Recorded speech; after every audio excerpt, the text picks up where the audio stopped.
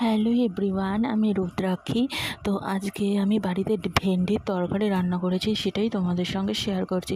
আর ভেন্ডি হলো আমার খুব পছন্দের একটি সবজি। এটাকে সিদ্ধ করেও যদি কেউ দিয়ে দেয়, আমি সেটাও খুব পছন্দ করি খেতে।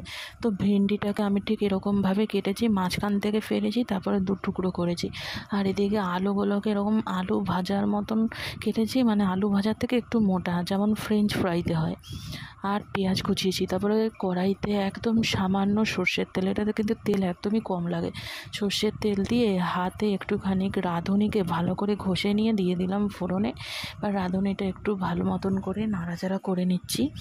একটু ভাজা মতন হওয়ার পর আমি ওর মধ্যে আমি আলু আর পেঁয়াজটা দিয়ে দিলাম। এটা আমি রাঁধুনি ফোড়ন দিয়েই করি, কারণ আমার মাকে দেখেছি রাঁধুনি ফোড়ন দিয়েই করতে, সেজন্য রাঁধুনি দিয়েছি। তো একটু ভাজা ভাজা হওয়ার পর আমি এটাতে পরিমাণ মতন নুন দিয়ে দিলাম। আর একদমই যাতে পরে না দিতে হয় সেই জন্য, কারণ কাঁচা নুন খাওয়া কারোরই শরীরের পক্ষে ঠিক না। তো তারপরে একটু নাড়াচাড়া করে নেওয়ার পর এবার আমি দিয়ে দিলাম হলুদের গুঁড়ো দেওয়ার পর এটাকেও ভালো মতন করে আমি কিছুক্ষণ ধরে একটু নাড়াচাড়া করে মিশিয়ে নেব। হলুদটাও কিন্তু খুব একটা বেশি দেওয়ার প্রয়োজন নেই, মোটামুটি দিলেই হবে। অ্যাকচুয়ালি তো হলুদ দেওয়া হয় কালারের জন্য, এবং হলুদ খেলে নানা রকম জাম নষ্ট হয় সেই জন্য। তারপর আমি দিলাম শুকনো লঙ্কার গুঁড়ো, জিরের গুঁড়ো আর ধনের গুঁড়ো।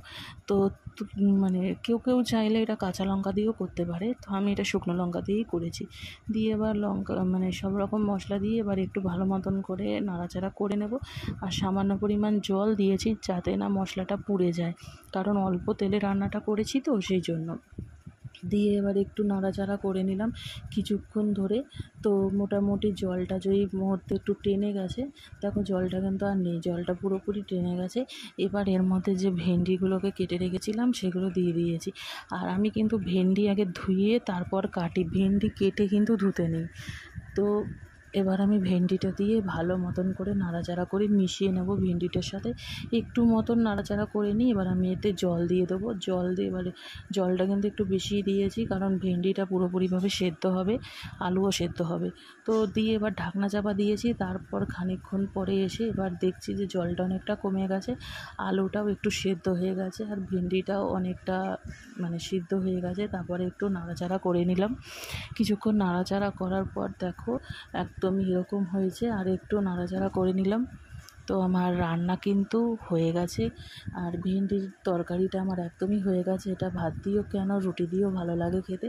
তোমাদের ভালো লাগলে তোমরা এরকমভাবে ভেন্ডির তরকারি রান্না করে খেতে পারো। ভালো লাগলে আমার ভিডিওটি শেয়ার করে দিও। ধন্যবাদ।